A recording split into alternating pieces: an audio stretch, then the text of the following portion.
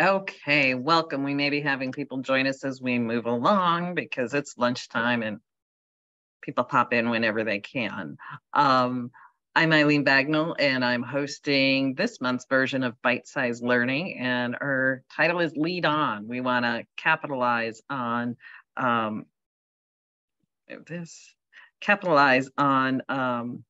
what you learned last month at the LEAD conference,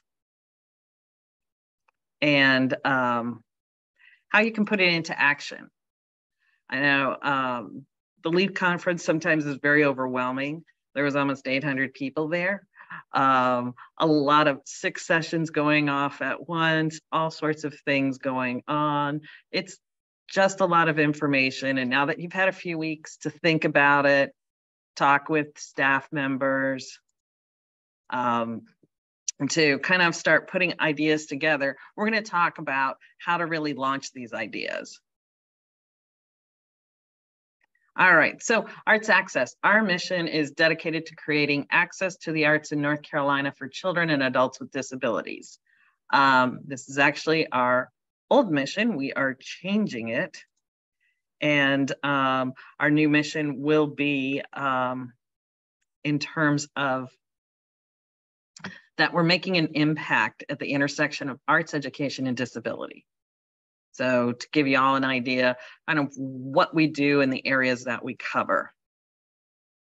I've been with Arts Access now for 6 months, but I've worked in the field of accessibility in the arts for over 20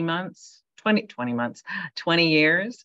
And I also serve on the accessibility and the Kennedy Center VSA and Accessibility Advisory Board. So I hear a lot about accessibility in my life. All right, so share the lead love. Much like these 2 women on this slide, one's holding a sign that says Kennedy Center, the other one says I Heart Lead. They're feeling peachy, so this was when we were in Atlanta, and another one's holding a KC Lead sign. They're young women smiling broadly, very excited to be part of the LEAD conference. You know, I've attended quite a few LEAD conferences, and I have to say, I kind of get that feeling about it every year. It's exciting to find out what's new in terms of access in the arts, how you come up with ideas and connect with people from all around the country and even the world and see what they're doing. All right, so plan out your access goals. The first thing, and I know some of you are part of a cohort where they do have to come up with a goal. We have a couple different cohorts in the state, one's with the city of Raleigh and one's statewide. And think about what you want to do. Are you looking at starting a new program for accessibility? Whether that be starting sensory-friendly performances, adding audio description to your performances? Are you looking at your class schedule and thinking of having a different type of class? Maybe it's a dance program for young people who are wheelchair users. Do you want to improve training for your staff and or volunteers? This is a really great time to kind of take a step back and look at what your training is. Now for staff, that depends. Do you train frontline staff, your box office, your front of house, your docents, people who are a regular part of your staff, your maintenance staff, production staff, curators? Do you have any time that you get to spend with them and really talk about what you're doing in terms of accessibility or how it's important to have accessibility, all of your programs to be accessible and how to do it? One kind of fun way for staff training, my friend Molly used to do this, is once a month, she had the accessible tip of the month for staff meetings. And it could be really simple, just starting about talking about large print and what it means and what it looks like and how to do it. And if you introduce these things and keep reminding people every single time, then it kind of starts getting ingrained. Another person I know who worked in a theater for first rehearsal, they would always introduce the accessibility coordinator, have them talk about what the accessibility experience was for patrons, And it was great because with theaters, a lot of times they have brand new people who are only here for one show.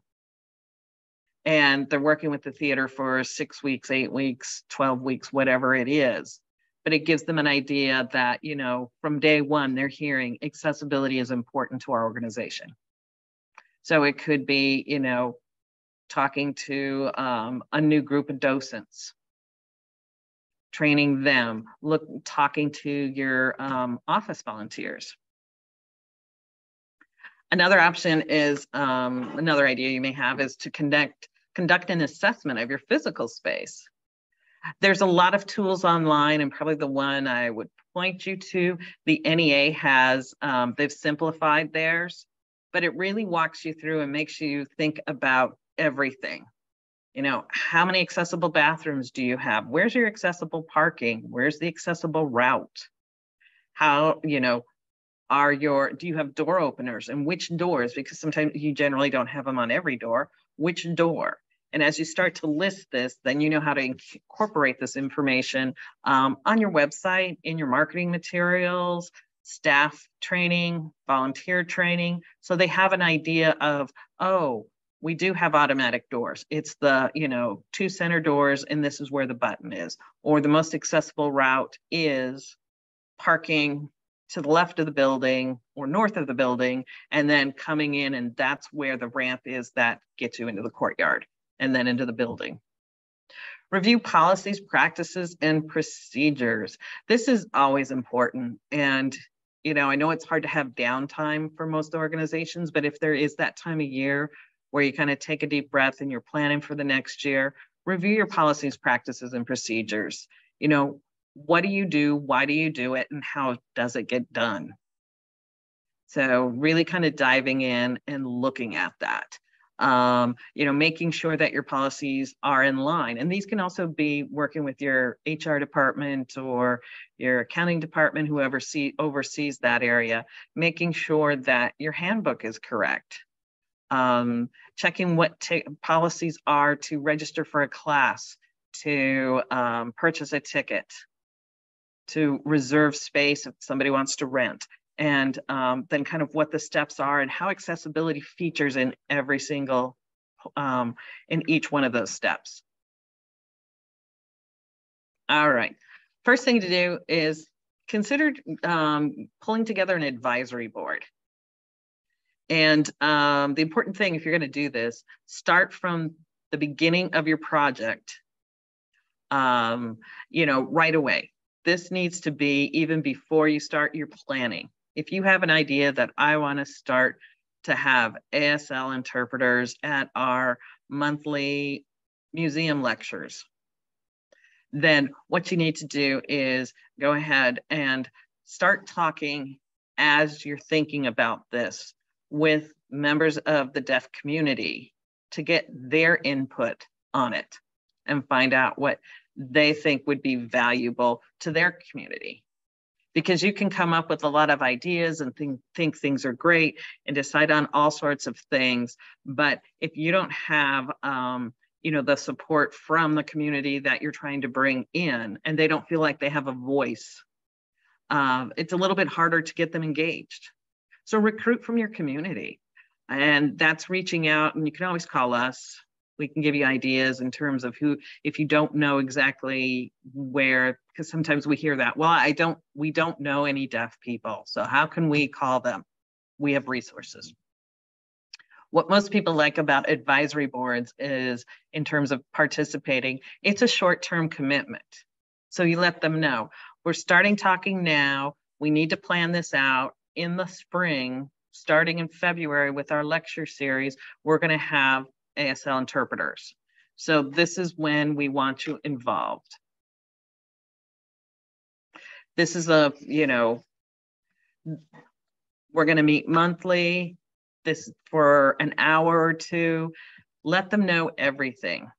So, and they like the short-term commitment because they know it's not like serving on a board where you have to give 3 or 5 years of your life or whatever it is. But again, it gets you buy-in from the community. And that's something that, you know, you can't get any other way. If they feel that they have a stake in the project, they've been able to give their views, share their ideas, share their resources. And it can be anything from, how to advertise, who to reach out. Is there a network? I know there are some organizations that actually have, for a community, they'll have ASL Facebook groups, and they'll list upcoming theater productions that are going to be accessible and signed. So that, it's a great way to be a part of that. Okay, ADA assessments. First of all, you get your advisory boards together.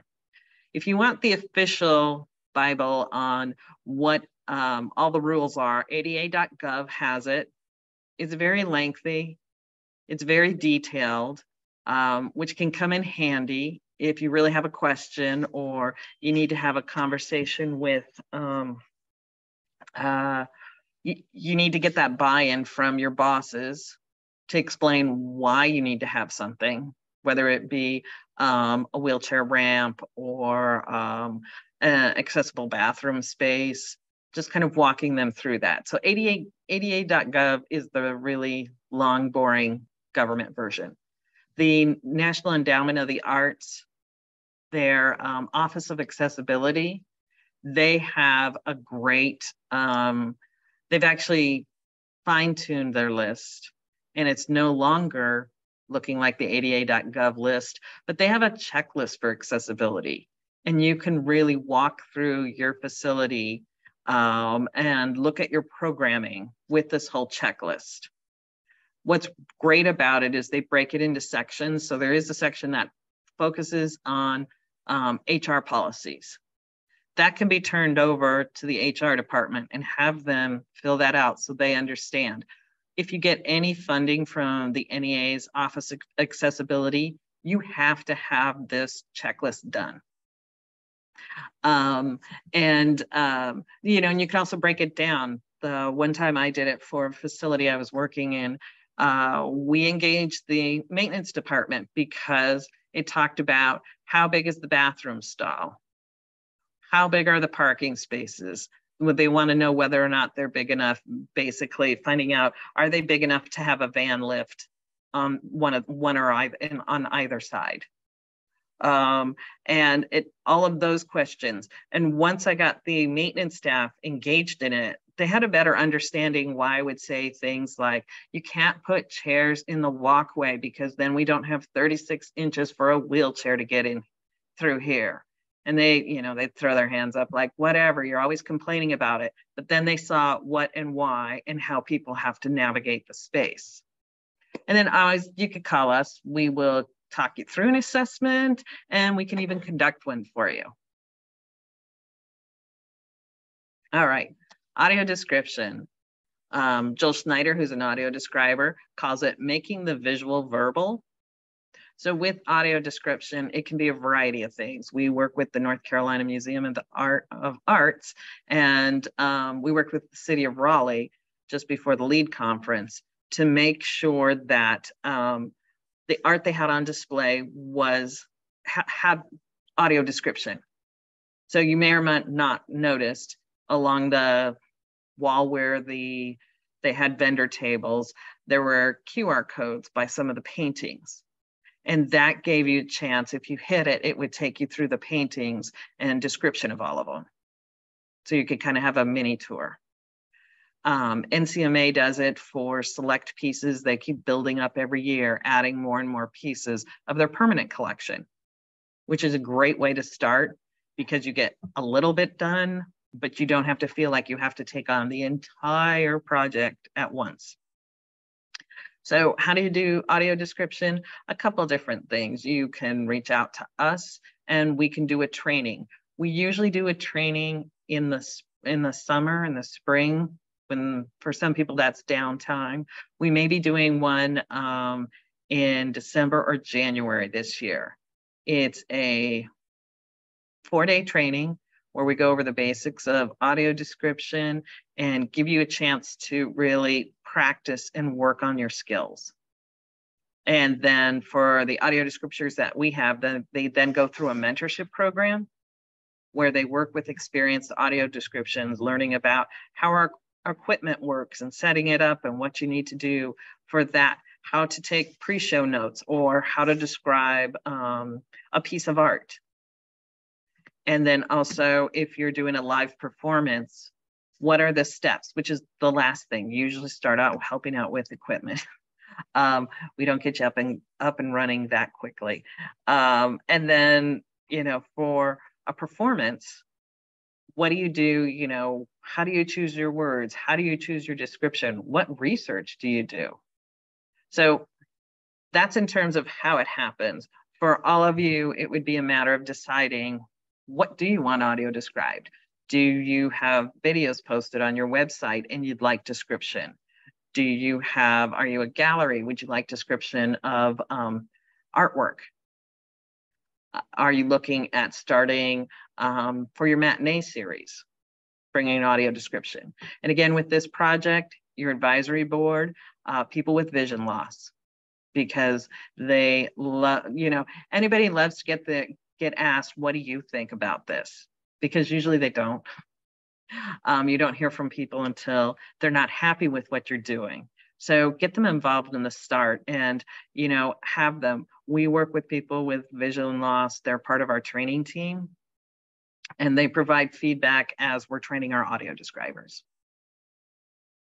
American Sign Language, as I said, you know, decide what you want to do and who's your market for.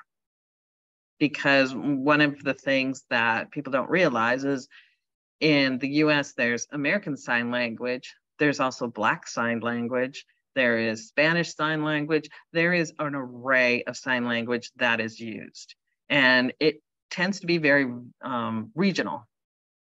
So that's one of the things that we always encourage people. And again, that advisory board is going to come in handy. Who they like as interpreters. It doesn't mean that everybody will like those people, but start connecting with them as to why they like that person. What are they doing that is better than another interpreter that you've had involved? Have them, you know, provide feedback. And also with American Sign Language, it is really wonderful to have someone who is deaf to help the interpreters prepare for the lecture, the performance, whatever it is. So if it's a play, they're working alongside with the interpreters that are going to interpret the play, and they will go through the script and have discussions with them and make sure that any signs that they come up with, that they are correct and culturally appropriate. And that's always important. So they will work with them on that.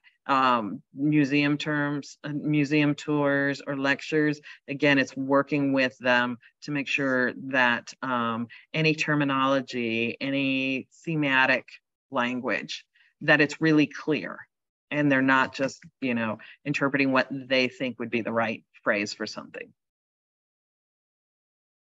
Large print and Braille. Large print is one of the easiest things to say you want to start as an initiative, because all it is serif print, serif font. So as you can see with the large, it's clear. There's no extra like fancy little things on the end of letters. There's, you know, a lot of times if you take Times Roman, that there's everything has a foot on it. The P would have a foot on it. So there's just a lot of extra angles. This is clear. It's easily read. 18-point font, 16 to 18-point font. At least space it 1.5 times so there's some space for the letters. And make sure there's high contrast on anything you're printing. Braille, there are places here that will do Braille. One great way is to do Braille labels in a museum. That's a wonderful way, especially if you're starting an audio description tour. The Theater programs, we usually ask people, you know, remind people to kind of tone it down. They don't need to have everything. They just need the basics, the cast, the list of the shows, the breakdown of the act, you know, biographies of the cast and designers, because that's what they want to know.